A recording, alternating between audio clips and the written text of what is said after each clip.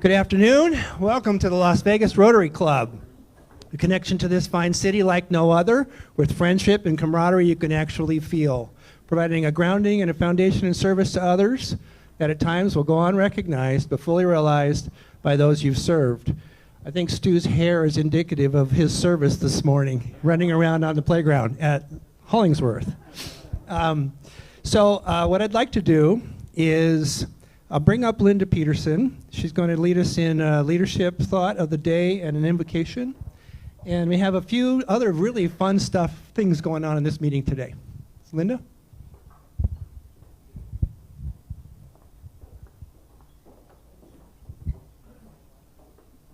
Let's bow our heads. Gracious and loving Creator, as we gather here today as Rotarians, we pause to give thanks for the gift of fellowship, the spirit of service, and the opportunity to make a difference in the world. This season of Easter reminds us of the renewal, hope, and the triumph of light over darkness. It's a time to embrace new beginnings, to reflect on our purpose, and to rededicate ourselves to the values of compassion and generosity. May we carry the message of Easter, the power of love, the strength of unity, and the boundless potential of kindness. As we work together in service above self, may our actions reflect the light of hope in the communities we serve. Bless our time together, the work that we do, and the lives that we touch. May our discussions be filled with wisdom and our hearts be open to the needs of others. Amen. Thank you very much. And leading us in song today is, I'll give him the mic. You take it from there. Russ Wayne.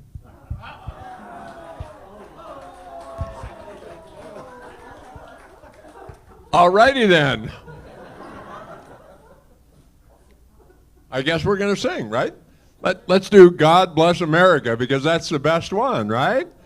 Is that going to go, God bless America, land that I love, stand beside her and guide her through the night with the light from above, from the mountains to the prairies, to the oceans white with foam.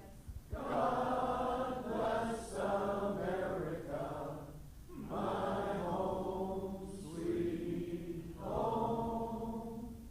God bless America, my home, sweet home. All right. I'm not sure if that was on the fly or if you were just putting us on, because it certainly looked like you didn't know that you signed up for this.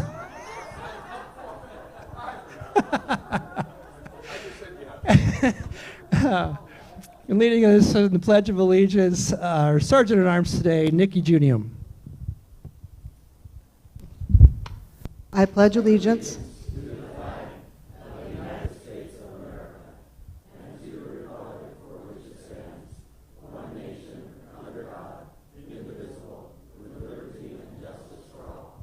and of the things we think, say, or do. Is it the truth?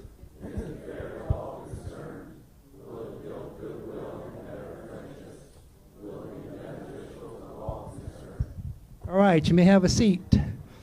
So for today's Rotary moment, I briefly want to just remind everybody what that is. Sometimes we experience that moment when we can relate so closely to an impression that we feel that imprint on our hearts. That becomes one of our Rotary moments. So I would like to give you a couple of examples. Lynn Ng was traveling. She went to Mexico. The pin, if you remember her story, the Rotary pin, got her some prestige, and she moved along through TSA. Randy Campanelli, he was visiting with family, and he actually, he called me, he says, I have something I have to share. I have to tell them this story. And if you remember correctly, he had some family that had some HVAC work done. It was a lot of money, and the guy that owned the operation was Rotarian, called him up and said, I think I overcharged you. I need to fix this.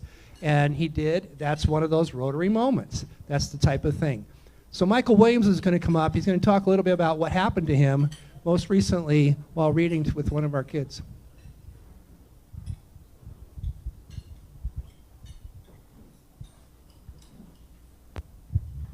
So as you all know, we have a reading program at different schools, and there was a certain incident. I'm there for 3 hours every Tuesday morning. You can sign up for 30 minutes if you want, or just an hour. But anyway, this one student, she's in the 2nd grade. She will not get out of her first grade book. You come in this beautiful room. There's only 6 teachers there. It's well decorated. There's thousands of books everywhere, so they go pick out a book. She will not get out of this first grade mentality. She's petrified to read anything at a grade level. So we just keep reading with them every week, over and over. Then we play games afterwards. As of 2 weeks ago, I just told this to Kurt recently, she finally started, it was more than 2 weeks ago, she started breaking out. Then all of a sudden, she just went crazy. She is now reading at 98th percentile at a 4th grade.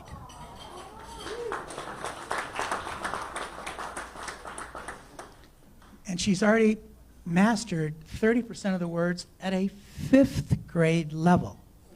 She says, bring it on, Mr. Mike, bring it on, I can do this. And she was petrified of these books. So if you can, and somebody says, well, Michael, you were in education for 40 years, you're a teacher, you know how to do it. No.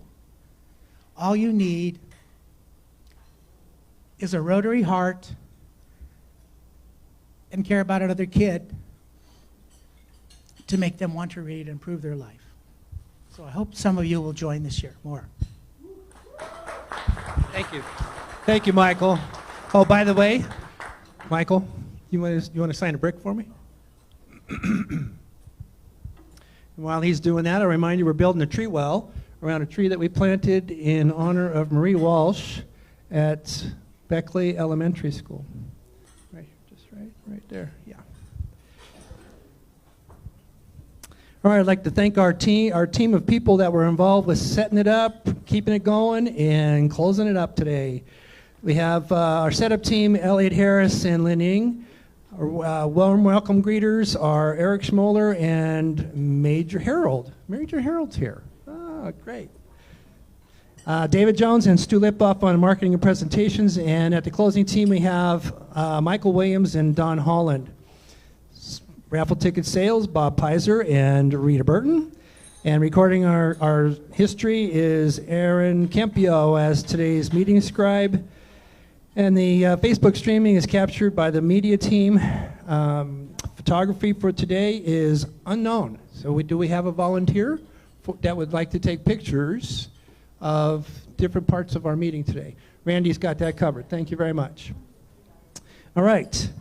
Going on from there, we have a member of our club that will be our speaker today, Suzette Wheeler, and she has a couple friends with her that are joining her for lunch, Diane Berger and Patricia Lutz.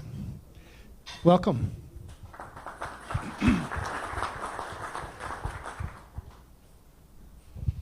So we move on to our visiting Rotarians and see who's in the room. We have any visiting Rotarians? I know we do. Well, I know Gino's here. I saw him.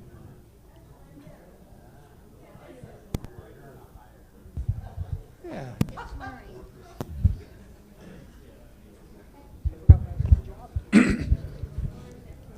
I'll pretend I'm Bob Werner. My friend Murray is here from Canada, and he's going home on Tuesday, but I want to thank all of you for your hospitality. I just feel like part of the group here now, and so when you come up to Canada, you can rest assured we'll look after you guys at the convention, probably like you wouldn't believe. So thanks all of you. Thank you, Murray. Mr. President, today I have two very illustrious guests from India. And one is Daksha, she is the Inner Wheel Club president. I think she will explain what it is. And very active member and supporting Rotarian. And my friend's name is Suresh. Suresh and Daksha come from the Silicon Valley of India called Bangalore. And Suresh is past president and currently he past president of Rotary Club of Sadashiva Nagar. It may be a long one, but it is one of the clubs in Bangalore, India. He is also currently district foundation chair of the District 3192. Professionally, he is a very well-known architect and engineer in Bangalore, and he has constructions all over the other parts of the country. And so Daksha and Suresh are known to me for a long time because I come from the same place as they come from, that is Bangalore, the Silicon Valley of India. So I'm very delighted to present to you, Mr. President, the two illustrious friends of mine from India. I would like to give the mic to each one of them to say a couple words about themselves. Namaste. I'm Dakshayani Suresh, wife of Rotarian Suresh. I'm past president of Inner Wheel. Inner Wheel is a ladies' wing of Rotary. Spouses of Rotary will be members in Inner Wheel. We do projects similar to Rotary, but not in that big magnitude, but we do service to all needies. And about family, we have two sons. My elder son is in Germany. He's done his master's in architecture, and he's leading one of the BIM in construction company. He's heading. And my younger son is Adarsh. He's a structural engineer from Oregon State of University, Oregon. And he's married to Kelly. And we have a cute little granddaughter. So we are here to welcome our second grandkid. Thank you so much. And we are a guest of Dr. Ram Pureshan, and he is a very good host. We are very thankful to him to host us. Thank you so much. Good afternoon, dear friends. Thank you, past District Governor Dr. Rampur Vishwanath, for your generosity in introducing us to this August gathering. Friends, we flew all the way from Bangalore, 10,000 miles away. It's surely not just for the Vegas city known for what it is, but for the unknown facts of helping the others. That's what is the greatness of this beautiful club. You have been consistently assisting us in changing the lives of the many in a different part of the world where no one knows what is happening there. And that's because of your club. Through past District Governor Rampur Vishwanath, we have established so many dialysis centers. And Bangalore is not only the capital of IT, it is also capital of, like a buy one and get one. We have a capital of diabetics. And diabetes does harm to the kidney. The CKD condition comes. Most of the needy, they don't have though we send 100 rockets to every year, to the moon and all, but we are still at the backward stage of the needy are not attended. And because of the wonderful help that you have been doing, there are thousands of unknown. The needy are going through the dialysis, which is just costing us something like $10 to $15. So it's been a wonderful experience. We are here to thank you personally. On the district front, I've been as said by past district governor, I'll need to raise $2 million, and I'm here at Las Vegas. So I would like to go and probably go to a casino and then see my luck and take back some 2 million. Thank you very much. Sorry for taking more time.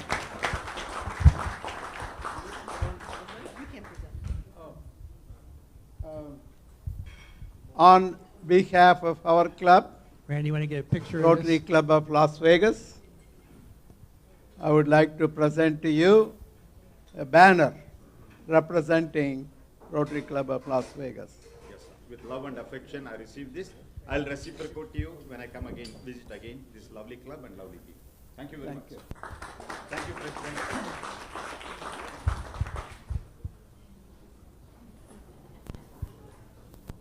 Can you get a picture of that?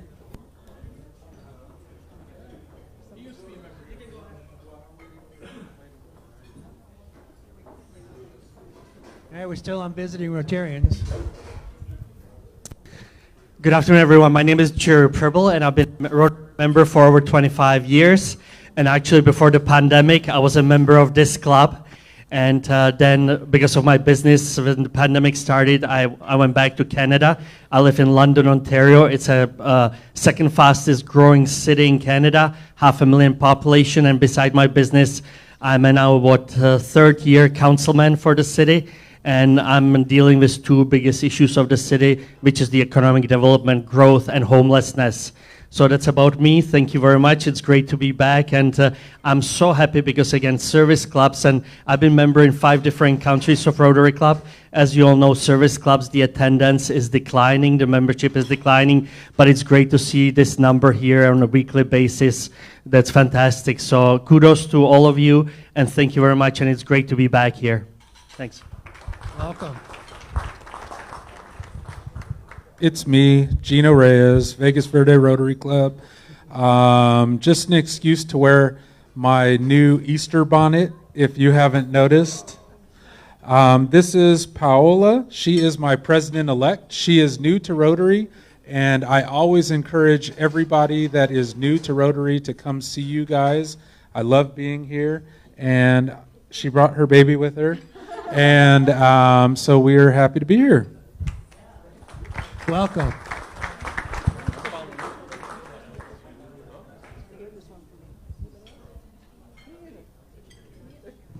Any other visiting? My mic is dying.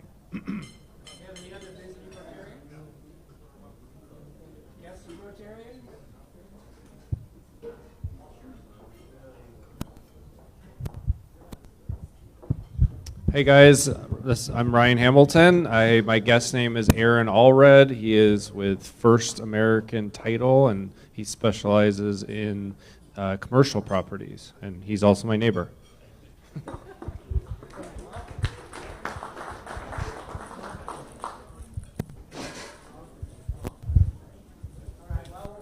I have a guest, a good friend of mine, David Harris.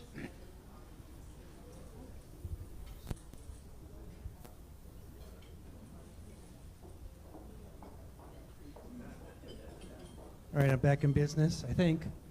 All right, so that finishes our guests for the day. There's announcements to be made. I'm not sure if my mic is working. Can you hear me? Okay, okay. So there's announcements for a debrief on Wine to Water, our annual fundraiser, a beach cleanup, a super build, there's a highway cleanup. I think the crew from Highway Cleanup will be here next week. And a little bit about Wetzel Awards coming up. So, is Antoinette here? Okay. So we got Janice Lanke talking about Wine to Water, Dan Adamson, Hank Wong, Mike Kudamont, either Tina or Gwen about, I think Tina for the Highway Cleanup, and Don Holland to tell us a little bit about Wetzel Awards coming up.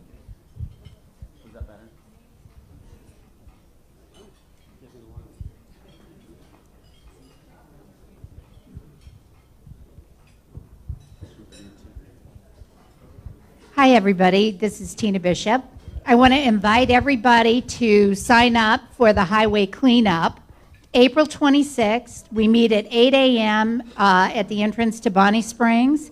And then after we're done, we walk a mile, 2 different directions, so you pick which way you go, and pick up a trash along the highway, and then we go to Jerry Sennis's and have a beautiful brunch and relax a little bit and have some fellowship.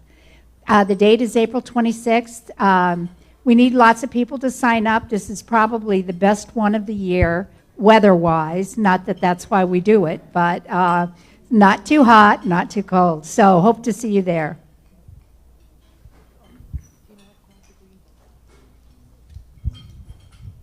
Hello, everyone. Janice Lemke, President-elect. We hosted our annual Wine to Water event at Wine on Water Street to raise money for One Drop. I just want to see if I could say that as good as Antoinette did last night. Antoinette Monroe was our chair. She did a fabulous job. I was her co-chair. She couldn't be here today. I hope everybody had a great time who did come last night. We had a great atmosphere, some great food, live entertainment, and we had a very meaningful, in my opinion, presentation by Crystal Hershey. She's the co-chair for Walk for Water. What I really loved about Crystal is she learned the real value of community through her humanitarian aid that she provided on trips to third world countries. So it was really nice to hear about that. I want to thank Antoinette and Kathy Mahon and Rita and Tina Bishop for volunteering. Sorry if I missed anybody. And thank you to those of you who brought friends and colleagues. Everything we do is about inviting and encouraging outside of Rotarians to invite other people to come and see what we're all about. So thank you for that. And we had 34 people. We had 46 RSVP. So we raised about anywhere, I'm estimating around $1,400 for One Drop. This is not an annual fundraiser. It's an annual event that we do. It's not about all the money we raise, but it's about education and coming together and just having a great night and, again, being educated. So thank you, guys. Hello, Rotarians. I am not Hank Kwang. He had to leave, so I'm going to cover for him. Talk about beach cleanup, which is on May 17th, the Saturday, and it's supposed to start at 7 a.m., but exact time is to be announced. And it is a joint event with Summerlin Rotary. And I think there is a potluck picnic afterwards on the lake. So it should be fun with the boating and jet skis. So hopefully you guys sign up more.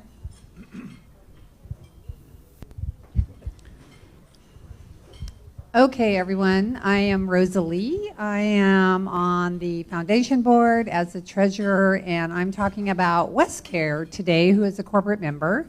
Currently, we are doing a suit drive, men's, women's, and children's clothing, lightly used, and that donation goes to their women and children's facility, which is providing them less expense for necessities that they can apply towards their family and their children's needs. So if you could bring suits or items that you have that are lightly worn between now and the Thursday before Mother's Day, because they will be distributed to the residents there. Today we have quite a great supply from Hank Hong, who wasn't able to be here. But he gave us a lot of really nice suits and shirts for men. So thank you to Hank for that. And we are attaching notes to those suits so that there's an inspirational message that goes to them, encouraging them or just saying something nice about their first interview. And that's all I have for now. So if you have any items, please feel free to bring them, and please let me know. Thank you. And that runs until May 8th? Yes, the Thursday before Mother's Day. My name is David Jones, and I have been told many times I need to give up the suit and the Easter egg tie, and I need to donate them all to your cause. So maybe I will and get it with the times. Retirement's coming a little sooner, is it? Yeah, just nobody wears suits anymore, ties. At least they don't. So, David Jones, I'm here to recruit. Hopefully this year you've seen how much fun it was for us to go to Teen Leadership Camp and to attend Rotary Youth Leadership Camp. So I am trying to recruit 2 people to be partners with me to be chair people for Teen Leadership. Dr. Michael and I are in it, no matter what. But I need two people to raise their hand and say, yeah, I'll be the chair on that. Dr. Michael and I know how to do it. You don't have to go to camp if you don't want to, but we're looking to broaden the base. So if you can contact me at some point, thank you. My name is Don Holland. I'm the outgoing chair of the Wetzel Award project. Wetzel Award is a project that's been running for, I believe, 22, 23 years from the Las Vegas Rotary Club, where we, 5 outstanding airmen, enlisted airmen, are selected by officers at Nellis, and then we present them with an award every quarter. And so they get a nice little prize package. So we're going to be presenting the awards on May 8th. We meet in the parking lot right at the main gate at 2:30, and then the ceremony starts at 3. Ceremony is pretty quick. It's about 30 minutes. Everybody who attends, I think, enjoys it. And so please come out. I would say fun fact, not a fun fact, a sobering fact. We're coming up, June 6th will be the anniversary of D-Day, and among historians it's well known that about 5,000 Americans and Allied troops died on D-Day. However, what is not widely known is about 18,000 American airmen were killed in the days leading up to D-Day, and they're largely forgotten. But they're part of our heritage, and they're part of Nellis's heritage and part of the U.S. Air Force heritage, so I hope you'll come out. Also, if anyone is interested in taking over the chairmanship of the Wetzel Committee, please let me know right away. Thank you. You're passing the baton, huh? Yeah. Everybody likes to be invited, so right now I'm going to invite every one of you to get involved in the 50-50 raffle. That's what we're doing, and I don't want your money, I want your friends' money, and I want you guys. So we're going to send out a link, just look for it coming up in the next few days, and it will have links. You can open it on your phone, you can text it to people, you can forward it, but let's start getting out there. We're at about $10,000, which is about 20% of where we want to be, and we'd like to ask you to participate. Thank you. Oh, and by the way, and you can't send it, there has to be an in-state resident buying the tickets. And as you all know, it goes to help fund youth development initiatives and support for schools. And there's detail in the flyer that you will get, again, in the email. Thank you. 50-50 raffle. Michael Kudamat. 3 more Saturdays, and we're going to Tecate, Mexico. So anybody who could spare their weekend, May 3rd, but remember we're going to be there Friday, Saturday, Sunday. So if anybody interested to sign up and join us building homes in Tecate, Mexico, then please let me know. And it's going to be a fun. This is a district program, so there's going to be a bunch of volunteers, but our club has donated, again, $12,000 plus to build one whole house. So hopefully anybody could join. We got 5 already joining. So that's May 3rd. So I'm going to tag on a little bit behind that because it's a little complicated. They require registration, which is normal and usual. But under the current circumstances, they also require that you submit your passport, image of it, of course, in advance so that we can get this set up at the border and we don't get stuck in a bus on our way into the build. All right, so on the calendar, we actually have a new member orientation that's supposed to be May 1st. We don't actually have any brand new members to orientate. We have some old members, Mike and Dale. I'm going to call you out. So, I mean, I need commitment from some of these members that haven't been orientated yet to make sure that we put it through. But otherwise, new member orientation would be May 1st at 6 p.m. if we get members that actually need to be orientated to commit that they will be there. All right, and that day we're also going to have a fun meeting of a bunch of little kids. We're going to have the Kitterack Club come in from Brecken, and as they have in the past, they're going to run our meeting, which is always a blast. All right, I think that winds us up for the announcements today. I'd like to call Larry Goldstein up. He wants to talk a little bit about the journey our four-way test speech contestant did at district conference.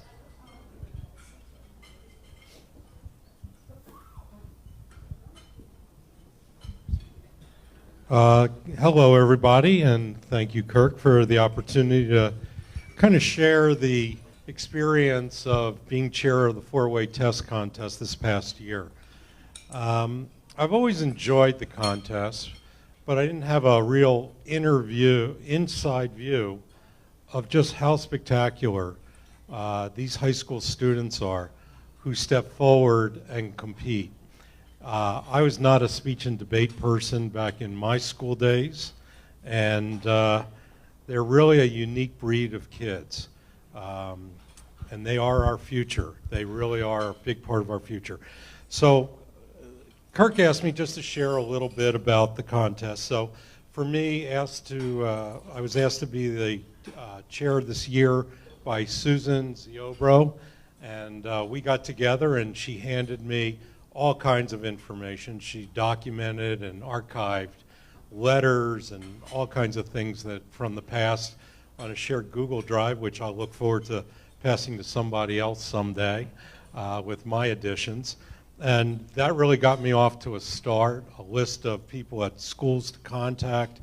So I ended up contacting 5 high schools, of which we got 3 high schools provided applications.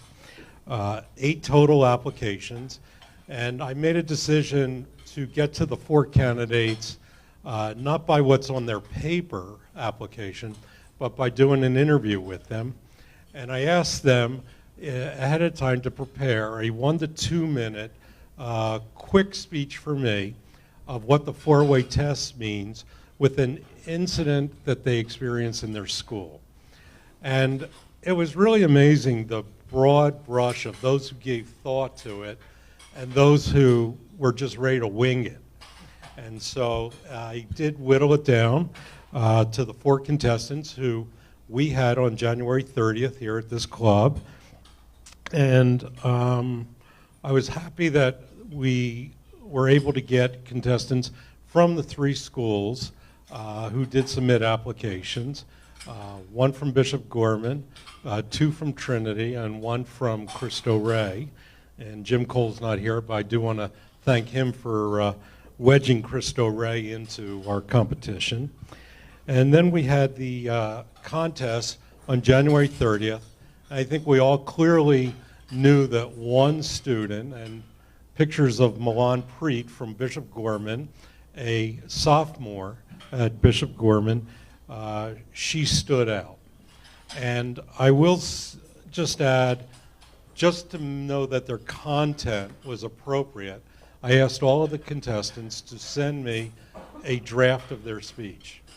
And reading her draft, I had no doubt that we had not just a winner of our club, but we had a really sincere candidate who was going to do extremely well. So Milan ended up being a delight. She was here with her mother and a supporter from the faculty of Bishop Gorman. She was our winner on January 30th. On the end of March at the Southern Nevada regional contest, she won. I wasn't out of town, but I was told by those who were there that she was just outstanding. And looking at my notes, I do want to say when I had the club, it was great to have the partnership that Susan had established with Toastmasters.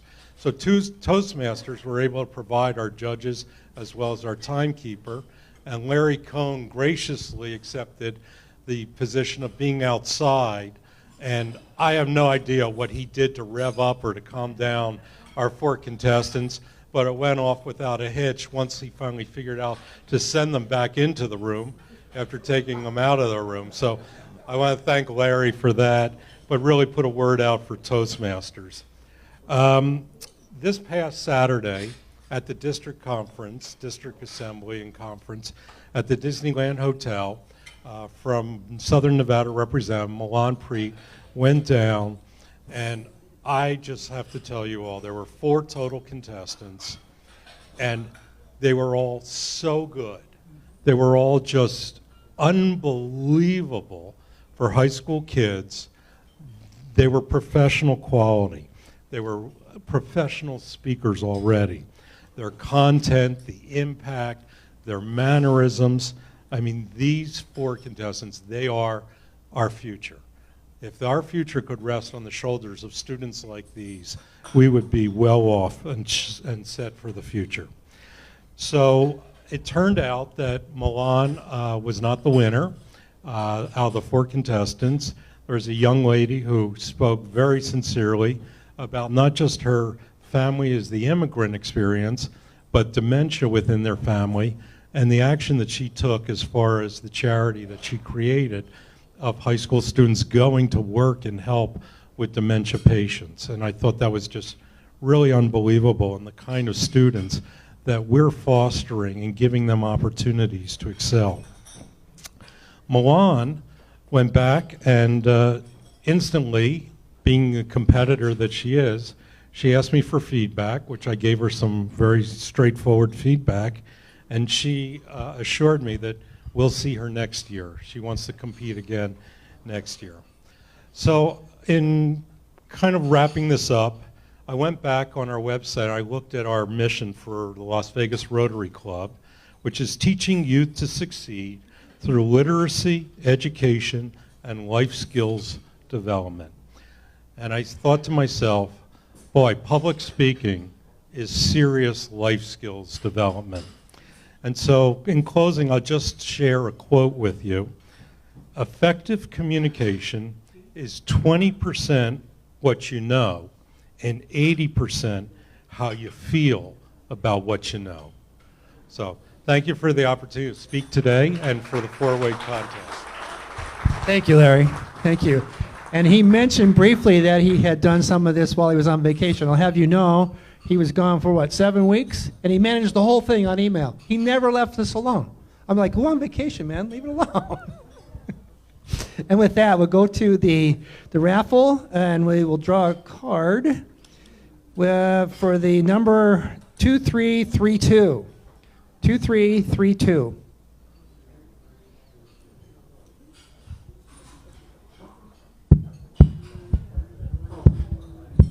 Lanning.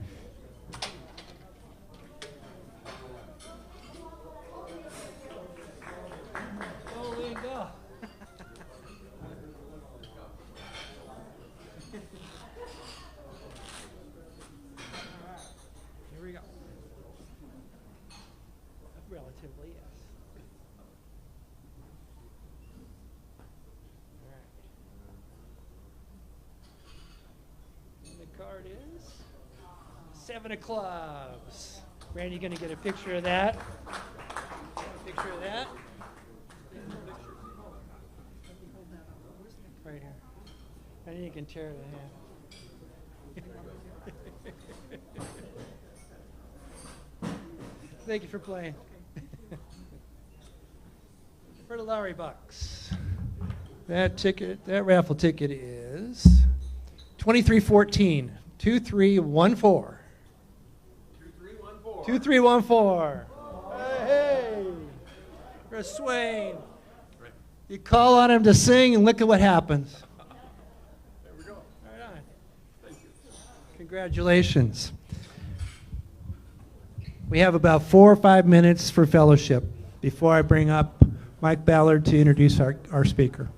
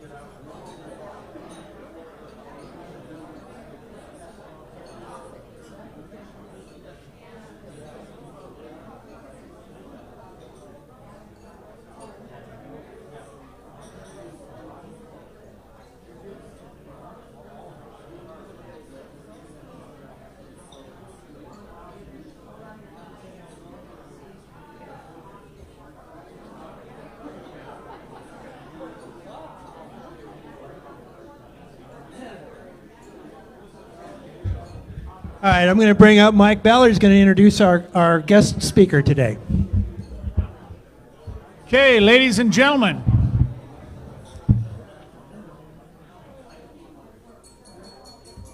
Thank you, President Steve. I'm pleased to introduce our speaker today. Like me, she went to Chaparral High School, is a local kid. We love that, yes. She's just about 15 years behind me, I think. But she went from Chaparral to UNLV, where she got a bachelor's in business and an MBA. She then worked in government for 26 years in financial positions at the county, at the city of Las Vegas, and the city of Henderson. She's one of several in our club that are authors.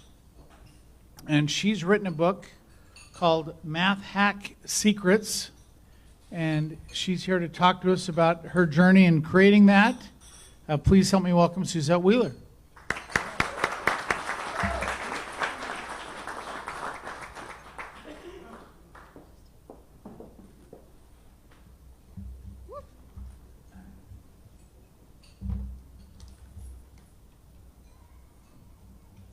This is not staying, so I'm going to put it here.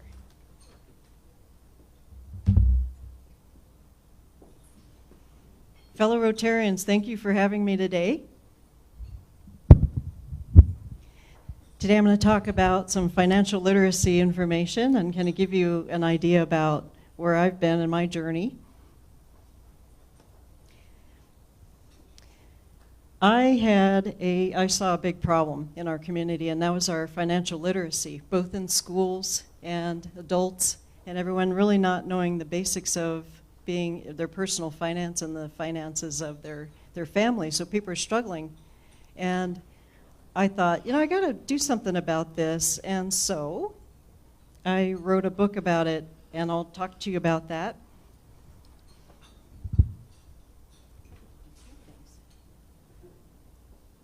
So we have a big debt problem in our country, as you probably know. We have student debt, we have mortgages, we have credit card debt. That's probably the biggest thing. And we have people that don't really know what to do next. We have 63% of our country living paycheck to paycheck right now. 63%. As of the third quarter of 2024, the average debt payments accounted for 11.3% of take-home pay for the country. Can you believe that? 11% of disposable income used to pay debt alone. So what's going on with us? How do we keep more of our money?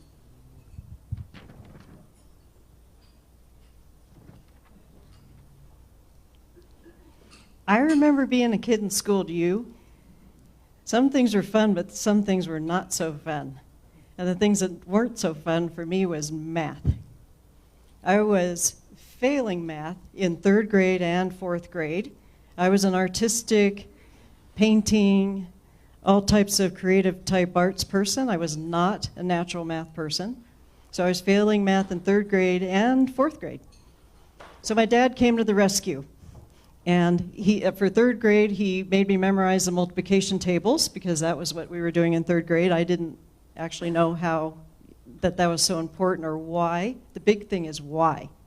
Why do I need to know this? Why is this important? I didn't know. And so he got me up to speed by making me go up the stairs and back down the stairs, and he'd test me. And he said, you have to answer in 2 seconds. I'm like, huh. And if I couldn't, he sent me back up the stairs to study and back down the stairs he could test me again. Then in 4th grade, it was complex multiplication and division, like 534 times 450, or 12 divided into 15,200. So I wasn't doing well at that either. So Dad stepped in again, and he said, you are going to do 1 math packet a night. Now, 1 math packet was 10 pages, 12 problems on a page, and this is complex. You couldn't do complex math. You couldn't take out the calculator. Everything had to be manual. So I was doing about 120 problems a night over the course of the year, and I finished top of my class in math because I went through all the packets. And that was about 12,000 problems. 12,000 math problems. You can imagine doing that in a short period of time. That put me really ahead of the class. So basically, if I can do it, you can too, and the people in your life can. And you don't need an MBA, you don't need a finance career, and you may not need my dad either. You can do this.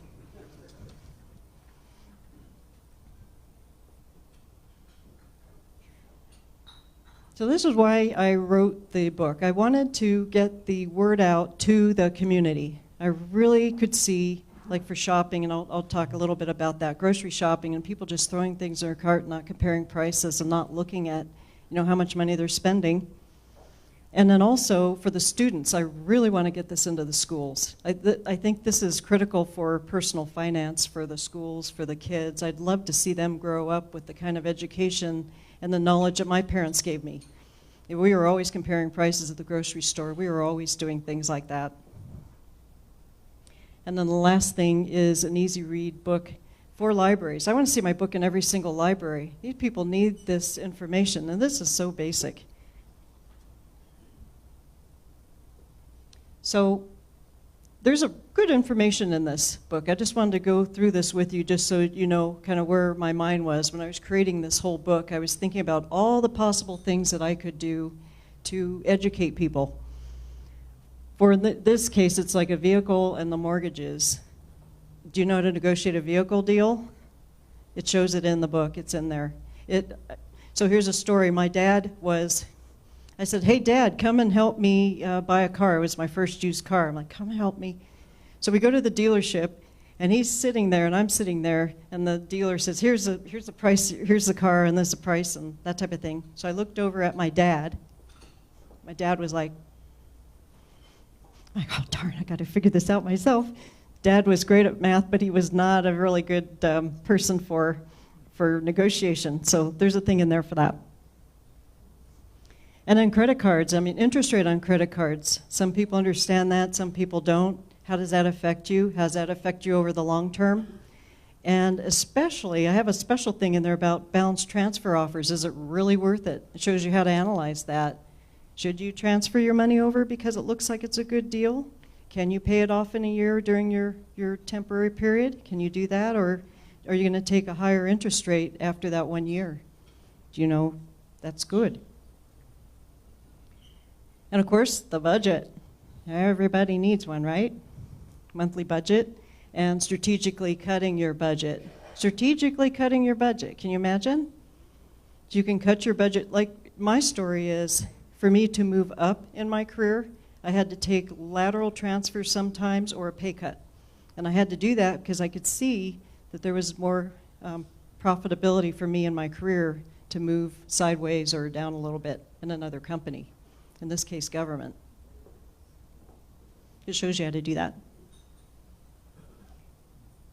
Grocery store. So have you noticed, I like watch people that are grocery shopping because I'm kind of into this. But anyway, so people come along, they go, oh, eggs, milk, Fruit Loops. And they're not comparing prices and they're not looking at is something really a sale? Is it really a sale or can you get something for cheaper?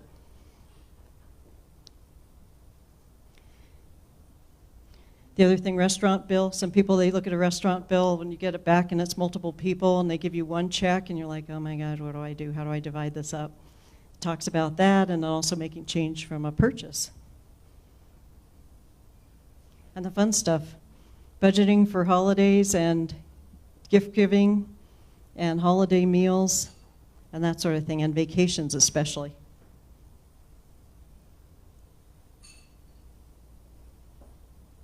So I feel like the little stick person on the left.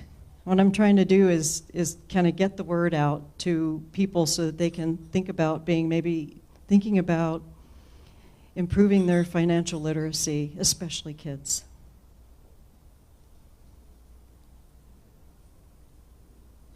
So what did I do? How am I going to get this information out there? I'm going to write a book.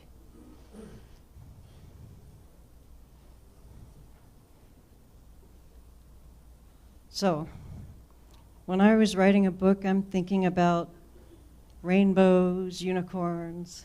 Oh, this is going to be so easy. So I started writing, and I quickly realized there's a lot of work to be done for a book. You write it, and the way that I wrote mine, and this is kind of like a little bit of a, if you're thinking about writing a book, is I didn't just say the chapter 1, oh, I got to write that. Chapter 2, I got to write that. I just wrote a bunch of concepts out, I filled it in, and then I shifted them around and to create the book that actually made sense in order to kind of build literacy as you go through the book. So that's something to consider. Then you don't get the writer's block as they talk about. So there's a lot of steps, huh? This is a self-publishing journey. So this is what I did as a self-published author. There's a lot of things you're doing yourself. Designing your own cover, all sorts of things. This book, actually, though, I hired out the cover designer because I knew that I wouldn't be able to do this on my own, even though I'm creative and all, but there's something about book sales that they're looking at the cover, and the cover does sell. You see all the points there. Now, I'm going to tell you a story here. That the first step after you finish your book is developmental editing, and that's a person that's looking at the entire whole book itself, and they are examining, does things make sense? Is it in the right order? What did you miss? Did you forget something? It goes for fiction and nonfiction, very, very important. So I had a lady that I hired, her name was Heidi, and she's actually mentioned in the book for one of the examples, which she was really excited about. But what she says is, she said, you know, there's a lot of Joes in your book. She says, who's Joe? I'm like, I didn't know, I just made it up. She said, I get rid of the Joes. So maybe one example of Joe and something else too. So that was interesting. The other thing she said is, you have to ask permission for the quote. When you have a quote in your book, and I have a quote at the beginning of every chapter, you need to get permission from that person. So I had 2 quotes from Warren Buffett in there. I'm like, oh yeah.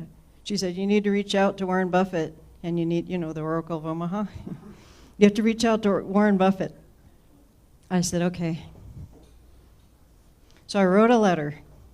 And when I wrote a letter, I was really nice, and I said I would give him a book, and I said, can I please, please, please have permission to use 2 of your quotes in the book? And then so 2 weeks passed, and I didn't hear anything. I'm thinking, oh no, maybe the answer is no, I don't know. And then there was a letter that showed up in the mail. It said Berkshire Hathaway, and I almost ripped it up because I thought it was the home services, someone saying, do you want to sell your house? No. But I noticed it said Omaha, Nebraska on it. I'm like, oh, this is good. So I opened it up. It had my letter in there in blue ballpoint pen. It said, okay, the date, and Warren Buffett's signature. So I thought I'd take this to the next level, right? So in the letter, I said I would send him a book. So I'll be sending him a book. I'm getting a bunch of copies of this with another letter, and I'm going to ask if I can meet with him. And I might get it. I'll keep you posted. I hope so. So one thing that I noticed as I was doing this book was the workbook. I want to create a workbook for this book. And because I want to have teachers be able to use it. And I want to have parents teach their kids in homeschool. And I want them to have ideas and things to practice for their kids. So that's why this workbook is coming next. Financial literacy skills, teachers, and also parents in homeschool. So I have a couple of asks. I am trying to get like the little stick man and all of the people. I want to try to get the word out and talk about financial literacy to as many people as I can and give them a tool to use. So I am willing to give a speech to any of your groups that you have. I will come in, I'll give a free speech and talk to them about financial literacy. So the speech won't be this one, will actually be some of the tips and tricks that I have in the book. I can talk to them about how to save money immediately. So if you have anyone that please reach out to me. I'll be happy to talk to them and have a little workshop, little budget and finance workshop. Library administrators, I would love to be able to meet all of them. I would love to see a book in every single library in our valley. And then after that, I want to see it throughout our country, because this is so basic information that I think people could really use. And an introduction, school administrators, private schools, homeschool, virtual school, whoever you have, that would be great. And for our Rotary Club, for every book that you purchase, I will put a portion of the proceeds towards the Las Vegas Rotary Foundation, because I really believe in this club. I believe in giving back, and so I'm going to do that. All right, and the last one here, that QR code, if it works for being on a screen or whatever, that's a QR code to my website. So it's nice, you can see all the information that's supposed to be on there or whatever. But yeah, in summary, this is my passion. I really want to share what I have, what I learned. I want to share that with others. I want people to grow up and say, math equals financial literacy. Math equals personal finance. Simple math, and you can build your life, and you can save money. You can start investing, you can take a vacation, things like that. That's really what I want. So anyway, I'm going to open this up for any questions.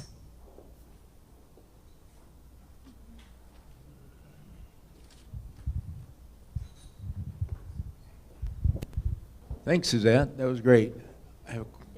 My question is, at what age does this begin to be appropriate? You know, what age of youngster would start to comprehend and be able to understand the book? Oh, good question. My target market is age 15 to 30.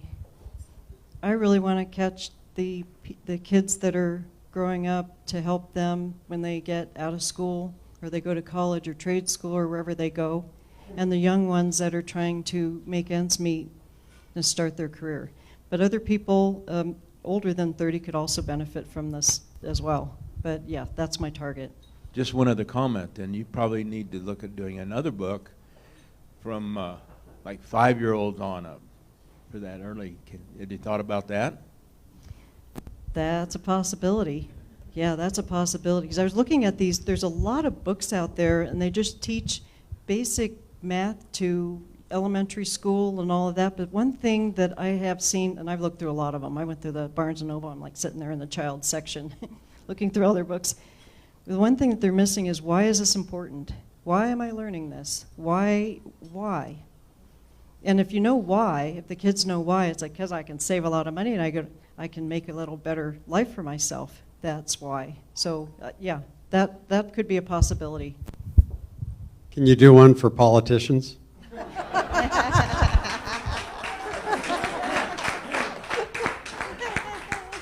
You know, that's a funny one.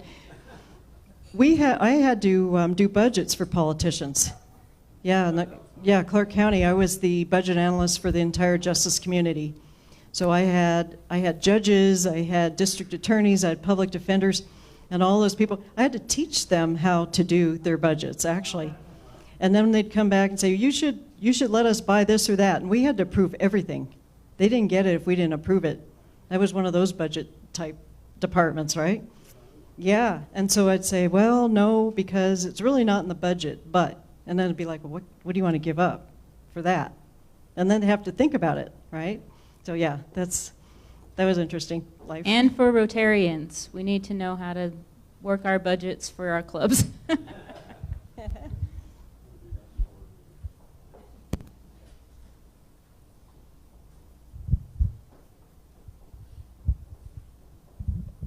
I think it's a great idea. Congratulations. Thank you. Thank you. So as an author, I'm not a guy that's going to be an author or having thought about it, but when you write a book, especially something like this, how do you get to the point, or do you get to the point where, yeah, this is all I want to put in it, and so I'm publishing it, and now, oh, I should have added that to it. How do you make sure you've got what you want and it's everything that you think ought to be in it? I thought I had it all until I hired a developmental editor. That's what they said, you need a full budget chapter. I'm like, okay. Well, what about this? What about that? Oh, how do you deal with this? And so my book expanded by 2 whole chapters because of a developmental editor. So I didn't have all the answers. And I was always asking around, so if I had this and this and this, what else would you have? What else would you, I would be asking other people. But yeah, the developmental editor. And then when towards the end of this book, I had a line editor who said, I'll also be your developmental editor. So she looked at it on the tail end of the book as she was cleaning up all of the words and the verbiage and that sort of thing. She mentioned some things. What about this? I can't really think of it, but I actually created another couple pages because of her ideas. So do you still have those questions in your mind? Are there other things that you want to ask? I think I'm done with this one. I mean, I think I've included everything I want. However, there's 2 appendices I pulled from this book, and the 2 appendices were actually problems to solve. If this is your situation, how do you take simple math and solve those? And I pulled them from the book, but I'm going to put them in the workbook. So I'm able to take some of the content and move it over. But yeah, developmental editors they'll clean it up for you. I get many questions all the time with bifurcated questions around Medicare, Social Security, long-term care, and like lifetime income via pensions and that sort of thing. Is this me? That was your timer. Time is up. No, just kidding. But I think that would be a huge thing if you can go high level with another book for those that are 65 and older, because they're getting it from multiple sources. And if they just had one condensed book with all of those topics, I think it would be huge. Yeah, I talk about the people so this book is kind of geared for the people that are paycheck to paycheck and all the people that want to learn some extra things. But one of the chapters in there talks about finances, and it's actually a great segue for financial planners, because it talks about a little bit about stocks and bonds and other types of instruments, not the retirement part, but the other parts of investing and CDs and that sort of thing. And then it segues into talk to a financial planner, because they're the experts. But I haven't done the senior thing. But yeah, that would be some great topics, and that might be something even for the workbook. Okay. Suzette? Yeah. What does it take to get your book into schools? Isn't there licensing and all that stuff, or getting on Texas list of approved books or anything like that? I'm working on that. There is a central curriculum person that I found out about, and I'm in contact with her now, and I don't know how that'll affect, if that's just high schools. This could go into middle schools as well, because of the age range. But it's a curriculum thing. It's whether they will adopt that curriculum and that book and that topic for their next school year, for their personal finance classes, or their math. It could be math or personal finance, one of the two. But yeah, that's where I'm still trying. That's where, if anyone knows anybody else that I could talk to, that would be great. Because they adopt the book, they adopt the curriculum, and then they build their lesson plans and their whole structure around that for the personal finance. Good question, thanks. Anyone else? Okay.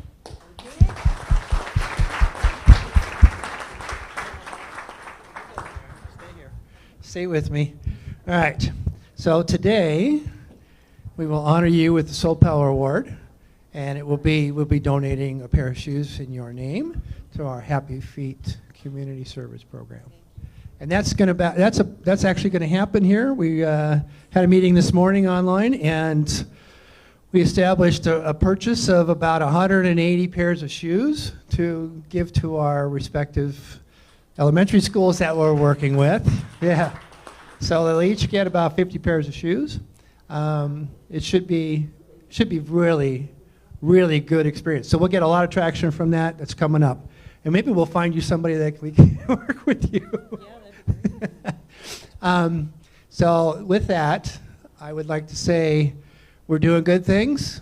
Suzette's given us an idea of what she's been doing as a Rotarian and any other number of other things that she's been doing in her life. But what I learned was, while sitting next to her, her family came to this country in the 1600s. She'd been here a lot. 1600s. I still just can't believe it. It's amazing. Amazing. Thank you. Thank you very much. All right, and with that, I will say that the Rotary International presidents, Stephanie Yurchuk, says members create that magic, the magic of Rotary. With every project completed, every dollar donated, and every new member of Rotary, she believes in our members and calls on them to recognize and amplify the organization's power to save lives. Let's build something together. Meeting adjourned.